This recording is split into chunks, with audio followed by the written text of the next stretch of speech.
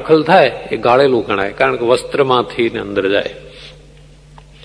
લોટ પલળી જાય એટલે બહાર કાઢી એના ગોળા વાળી દેવાના, લીંબુ જેટલા, મોટી સાઈઝ પણ નહીં, લીંબુ જેટલા ગોળા વાળી અને બપોરે પોતાના હાથમાં જ, થાળી કે વાટકો કે કઈ નહીં, હાથમાં જે લીંબુ જેટલો ગોળો લઈ સ્વામિનારાયણ ભગવાન નામ દઈ ચાવીને અંદર ઉતારી જવાનો. વિચાર તો કરજો એ ગોળા કેવા હશે. કાચો લોટ ઘઉંનો હોય ને બાજરીનો હોય કે જુવારનો જે હોય, એમાં દાળ ચોખા ઘઉંના દાણા આવે, કચડ થાય, કાચો એક ગોળો અંદર ગબડાવી દેવાનો, કઈ જ નહીં. અને પછી આખો દિવસ સંસ્કૃત ભણવાનો, અભ્યાસ કરવાનો, ભજન ભક્તિ નિયમ ધ્યાન આ બધું કરવાનું. કેટલોક સમય મુક્તાનંદ સ્વામી આવી રીતે સંતોને લઈને જેતલપુરમાં બોરસડી, પશ્ચિમમાં વાડી છે, વાડીમાં બોરસડીનું પ્રસાદીનું વૃક્ષ છે, ત્યાં રહેતા અને સંતોને ભણાવતા.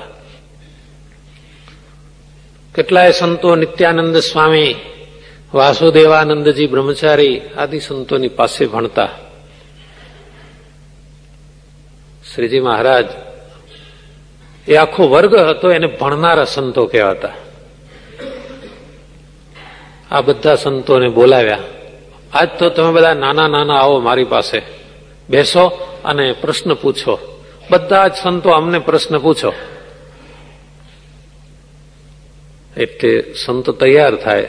પ્રશ્ન કેમ પૂછાય? અને એક નિયમ છે, વાદે જાય તે તત્વબોધ. આવી રીતે પ્રશ્ન ઉત્તરથી જ્ઞાનની વૃદ્ધિ થાય. સૌથી પહેલા શિવાનંદજી ઉભા થઈ ગયા. મહારાજ, જેને ભગવાનનો નિશ્ચય હોય એ કેમ ઓળખાય?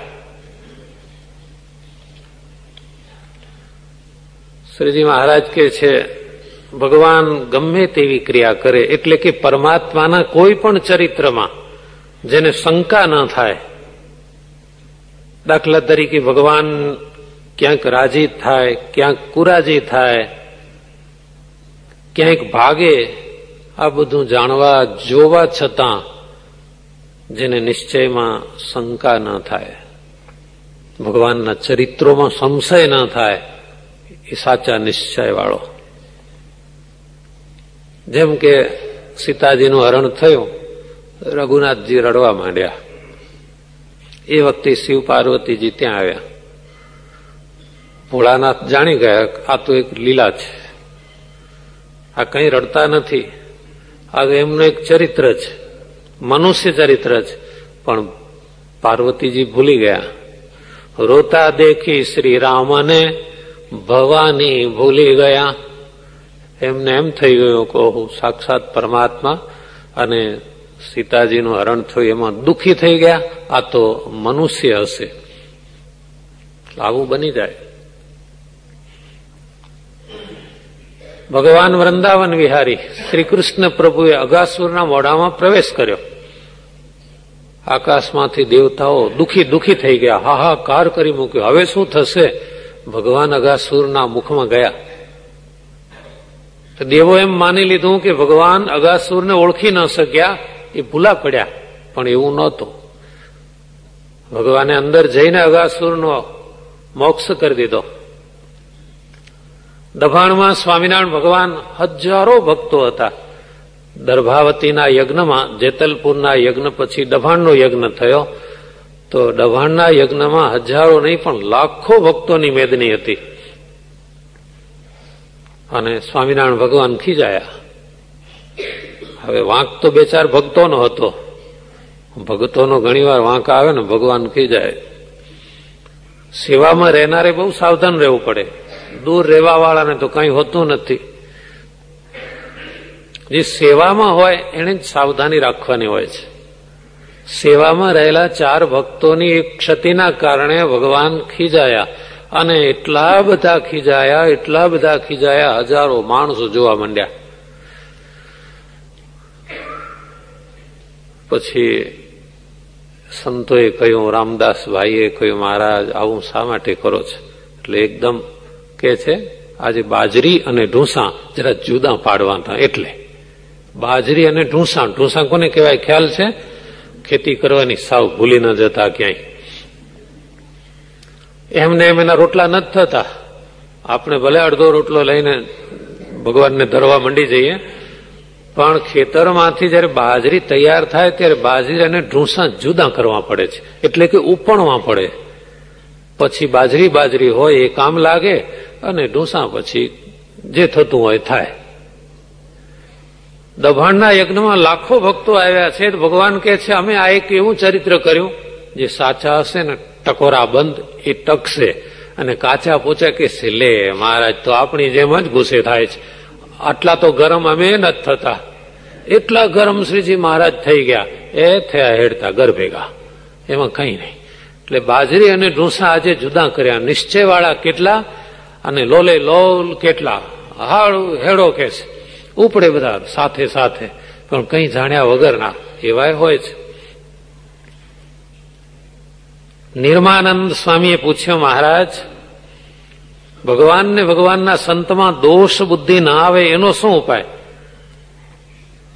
શ્રીજી મહારાજ કહે છે, હમણાં જવાબ આપ્યો એ જ ઉપાય. જેને ભગવાનનો દ્રઢ નિશ્ચય હોય, એના ભક્તનો એને મહિમા સમજાય, એટલે ક્યારેય પણ દોષ બુદ્ધિ ના આવે.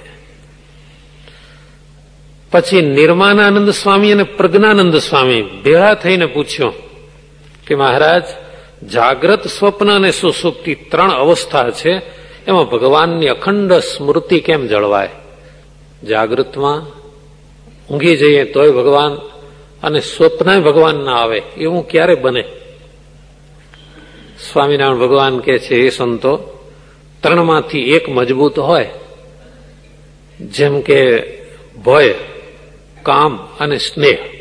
આ 3માંથી એક મજબૂત હોય તો 3 અવસ્થામાં ભગવાન દેખાય. ભય, જેમ કે કંસને ભય હતો, ભયાદ કંસ, રાત દાડો એને કૃષ્ણ કૃષ્ણ થયા કરતું હતું. ઊંચી તો આવશે, ક્યારે આવશે, ખરેખર મારી જ નાખશે, એ જ બીક રહેતી હતી. ગોપીઓને ભગવાનમાં દિવ્ય આકર્ષણ હતું, એટલે એને ભગવાન અખંડ યાદ આવતા.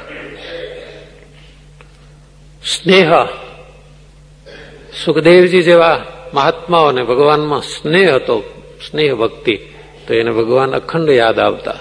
સ્વામિનારાયણ ભગવાન કહે છે, આ 3માંથી એક મજબૂત હોય તો ભગવાન 3 અવસ્થામાં યાદ આવે, અથવા પૂર્વનો કોઈ સંસ્કારી આત્મા હોય તો એની જુદી વાત છે.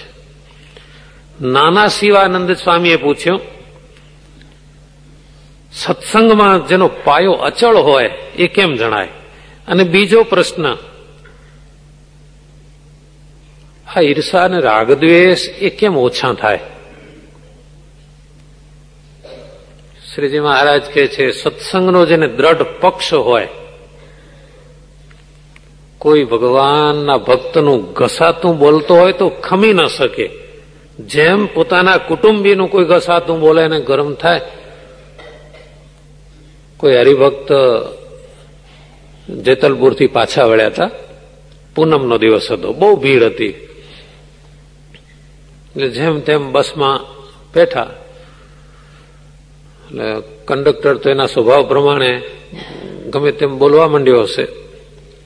એટલે એક જુવાનીઓ ઉભો થઈ ગયો, બસ કર. તો કેમ, તાને શું છે? એ મારા પપ્પા છે, ખબરદાર જો આંખું બોલ્યો તો પેલા કંડક્ટરને એમ થયું, છે હાલ મસ્ત, કઈક ધક્કામુક્કી થાય તો હું જ હારી જાઉં, એટલે પછી બોલ્યો નહીં. એટલે કુટુંબીનું ઘસાતું બોલે તો જેમ સહન ન થાય, એમ ભગવાનના ભક્તનું કોઈ ઘસાતું બોલે તો સહન ન થાય. તો સમજવું કે એનો પાયો સત્સંગમાં અચળ છે.